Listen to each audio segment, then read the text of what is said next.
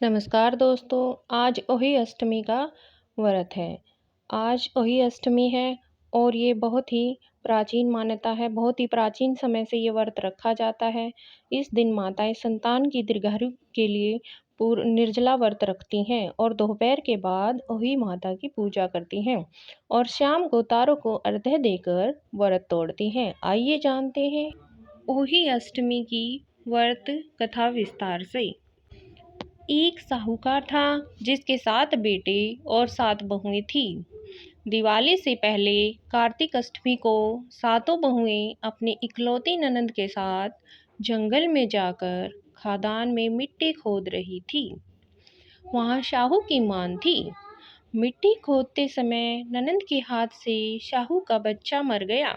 इससे शाहू माता बहुत नाराज हो गई और बोली, मैं तेरी कोख बांधूंगी।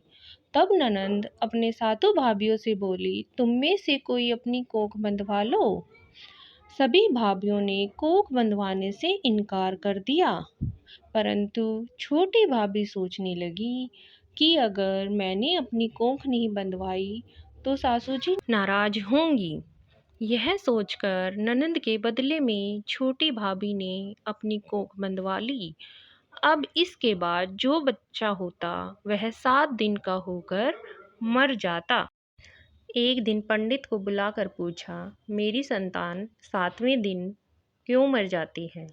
तब पंडित ने कहा, तुम सुरही गाय की सेवा करो।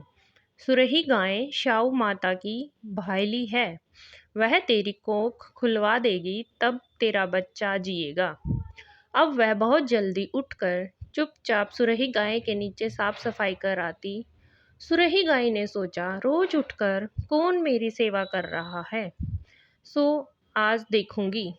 गौ माता खूब सवेरे उठी, देखती है कि साहूकार के बेटे की बहू उसके नीचे साफ सफाई कर रही है। गौ माता उससे बोली, क्या मांगती है? साहूकार की बहू बोली, शाहू माता तुम्हारी भाईली है और उसने मेरी कोख बांध रखी है, सो मेरी कोख खुलवा दो। गऊ माता ने कहा, अच्छा ठीक है। अब तो गऊ माता समुंदर पार साहूकार की बहू को अपनी भाईली के पास लेकर चल पड़ी। रास्ते में कड़ी धूप थी, सो वह दोनों एक पेड़ के नीचे बैठ गई।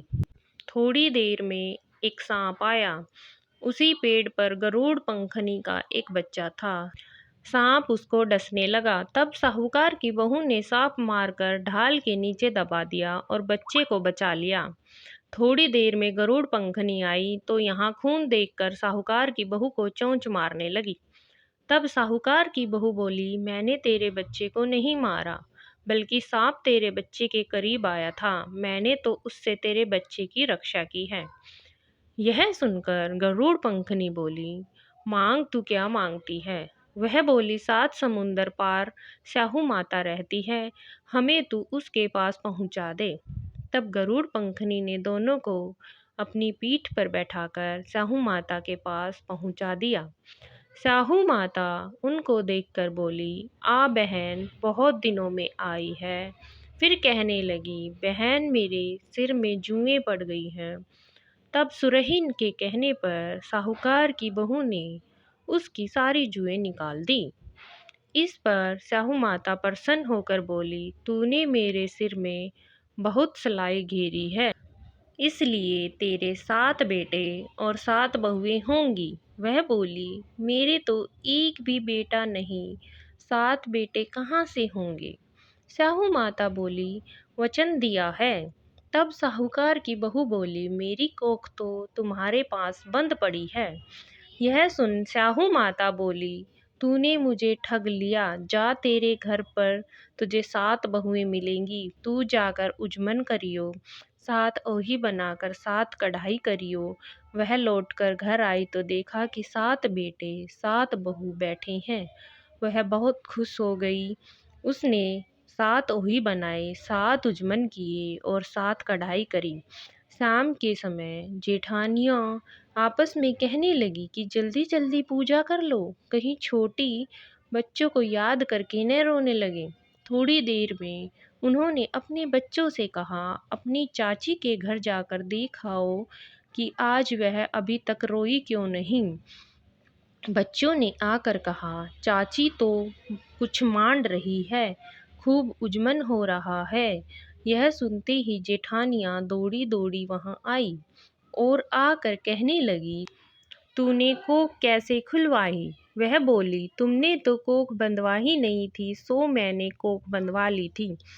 अब स्याहू माता ने कृपया करके मेरी कोख खोल दी है। हे शाहू माता, जिस प्रकार उस साहूकार की बहू की कोख खोली, उसी प्रकार हमारी भी कोख खोलना। एक कटोरी में गेहूं के दाने या फिर हल्दी के चावल लेकर कहानी सुननी चाहिए। धन्यवाद।